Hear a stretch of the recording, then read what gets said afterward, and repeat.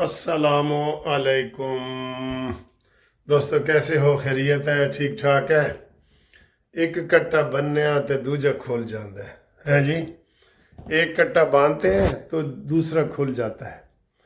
तो जनाब अली बात ये है अभी मौलाना फजल रहमान ने धुआंधार प्रेस कॉन्फ्रेंस कर दी है, तो उसके ऊपर तबसरा करते हैं। मेरा तबसरा उसके ऊपर देखें। और जो इलेक्शन कमीशन के ख़िलाफ़ और इस्लामाबाद पेशावर हाई कोर्ट के ख़िलाफ़ जो पटिशन इनकी दायर है पीटीआई वालों की, उसके ऊपर धुआंधार बातें हुई हैं, समाअत हुई है, वो करते हैं। अमीन गंडापुरी ने झूठ बोला है, उसके ऊपर करते हैं। अमीन गंडापुरी का तो झूठ ये है कि वो कहता है जी कि जो अज़्म इस्तेकाम पाकिस्तान शुरू हुआ है ना, ऑपरेशन अज़्म इस्तेकाम, वो कहता है जी मुझे उसका पता ही नहीं है, और इजलास में एपेक्स के इजलास में कुछ हुआ ही नहीं है। ला कहता है सारी रात हीर रांझा सुनते रहे हैं, तो सवेरे उन्हें पूछा जी कि हीर मर्द सी या औरत सी। ए लतीफ़ा सुने हुए हैं ना तुसी कि सारी रात जनाब अली हीर रांझे का किस्सा सुनते रहे हैं, तो सुबह उन्हें कहा जी है दसो कि हीर रांझा सी या मर्द सी। ओ यार, इतना बेवकूफ़ वज़ीर आला आपने कभी नहीं देखा होगा। पूरी आज 4 दिन से यही बात हो रही है। इनकी पार्टी अज़्म इस्तेकाम को मुस्तरद कर रही है और सारा बात कर रहे हैं, और वो आज कह रहे हैं मैनू तो पता ही नहीं, तफसील मेरे को आएगी तो पता लगेगा। वाह वाह वाह, जाने न जाने गुल ही न जाने, बाग तो सारा जाने है। ठीक है, देखा जो इजलास में मौजूद था कहते जी मैनू पता ही नहीं। वो जनाब अली को नशा करके बैठा होना है ना, कोई शहद की बोतल पी के बैठा होना है जो ये पीता है। और वो एक दिन बता रहा था कि आइस का और हीरोइन के उसके नशे में क्या फ़र्क है। और सर जी ये नॉन सीरियस लोग हैं, इन्होंने असम्बली को नहीं चलने देना। ये अपने पापा जी को बुला रहे हैं, और इनके पापा बहुत हैं। आजकल ये पापा बनाना चाहते हैं मौलाना फजल रहमान को कि ए खुदा मेरे अब्बू सलामत रहे। ये वाला गाना वो गाना चाहते हैं जो मशहूर ऐड आपने सुना हुआ है। बात ये है कि जनाब अली, ये अली अमीन गंडापुरी की मुनाफकत ये हुई है। और फिर आज एक तकरीर हुई है, उन्होंने कहा जी पीपल्स पार्टी भी बड़ी मुनाफकत कर रही है। अच्छा, मुझे नहीं लग रहा, मुझे लग रहा है कि सारा निशाना जो है ना वो नून लीग को बनाया जा रहा है।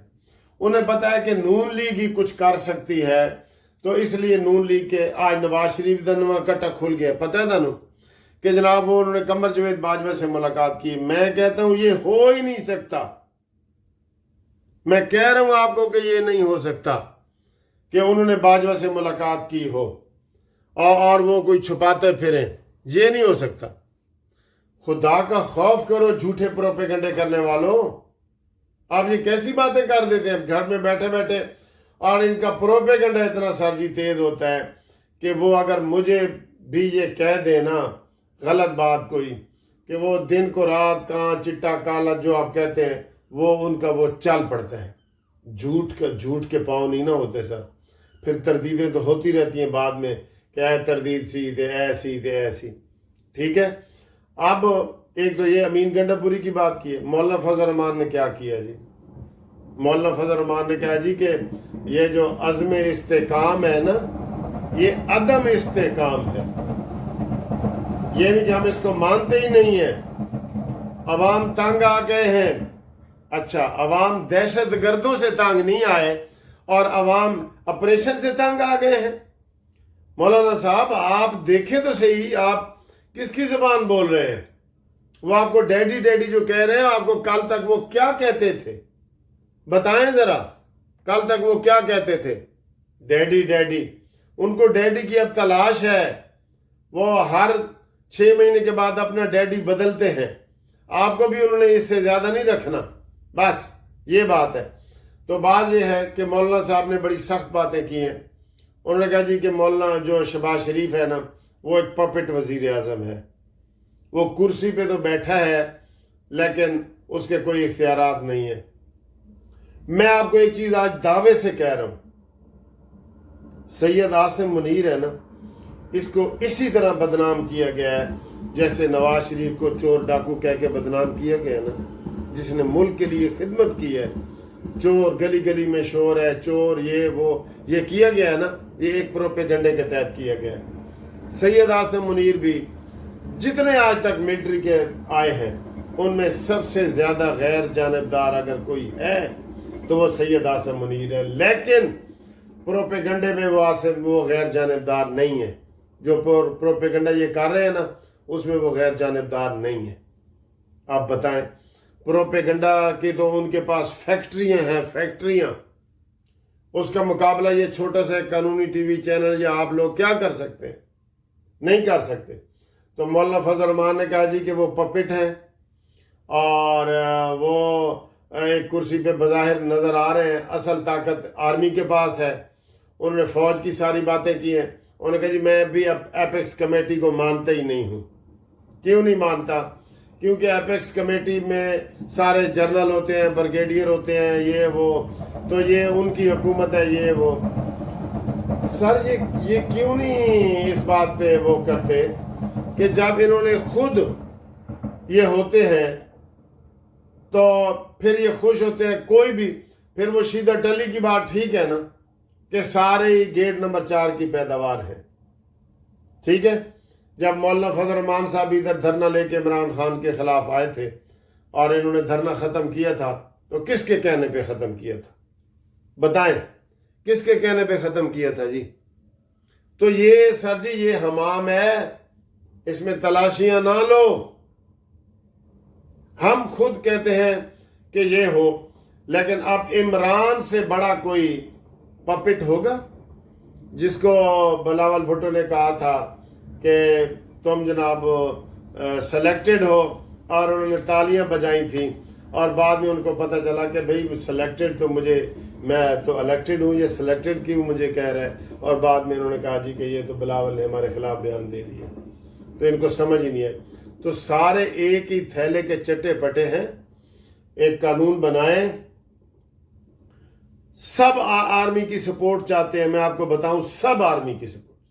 آپ یقین کریں، میں آپ کو ایک بات بتا رہا ہوں، میں نے ایک پاکستان جسٹس پارٹی بنائی نا چھوٹی سی، تو مجھے میں وکیلوں میں رہتا ہوں، 10 وکیلوں نے کہا ہے کہ سر تھوڑا کسی بریگیڈیئر نال رابطہ ہوئے ہے، تھوڑا کسی کرنل نال ہوئے ہے، اگر ایک کرو گے تو اتنے آؤ گے، نہیں تو نہیں آؤ گے۔ میں نے کہا یار آپ کیسی باتیں کرتے ہیں؟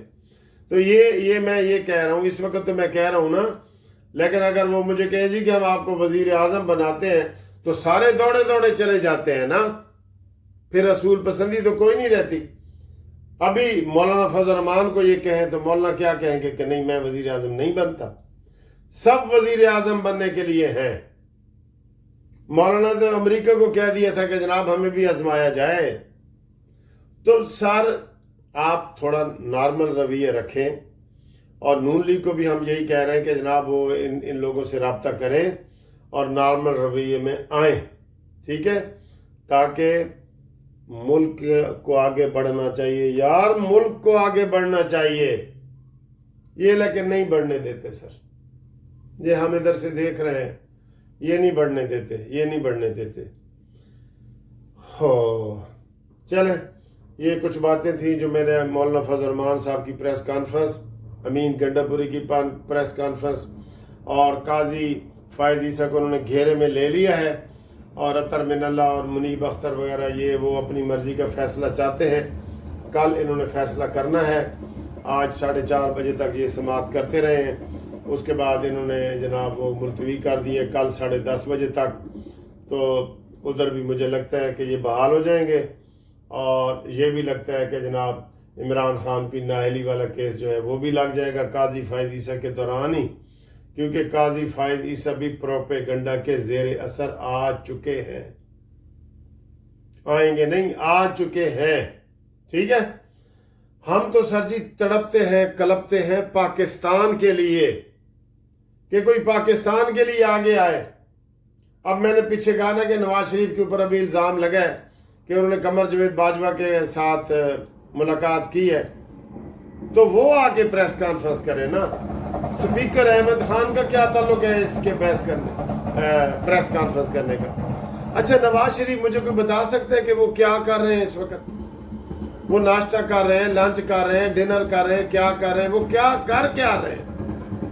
وہ پارٹی کے ہیڈ بھی بن گئے تو وہ کیا کر رہے ہیں؟ سندھ میں مصروف ہیں, بلوچستان میں مصروف ہیں, KPK میں مصروف ہیں, کہاں مصروف ہیں؟ یہ سمجھ نہیں آتی کہ جناب حالات کدھر جائیں گے. ادھر باہر بیٹھ کے تو ہمیں خطرات لگ رہے ہوتے ہیں, نعوذ باللہ ہمارے منہ میں خاک. لیکن یہ سارے اس وقت جو ہے یہ پہلا موقع ہے کہ فوج کے خلاف آہستہ آہستہ سارے لوگ اکٹھے ہو رہے ہیں فوج کے خلاف, کہ آپریشن نہ کرو جی, عوام تنگ ہیں جی. عوام پہلے تنگ نہیں تھے, اور یہ جو روز 10 جنازے آپ اٹھاتے ہیں اس سے عوام تنگ نہیں ہوتے. جن کے مر گئے ان سے پوچھو نا, وہ تو کہیں گے عزم استحکام کے ساتھ ایک اور بھی آپریشن شروع کرو. بہرحال یہ حالات ہیں. گروپ لائف انشورنس کے دوست مجھے بار بار فون کر رہے ہیں, ان کو میں کہہ رہا ہوں کہ 16 ستمبر کو آپ کا کیس لگ گیا ہے. 16 ستمبر اسلام آباد ہائی کورٹ میں, یہاں لاہور میں بھی لگائیں گے.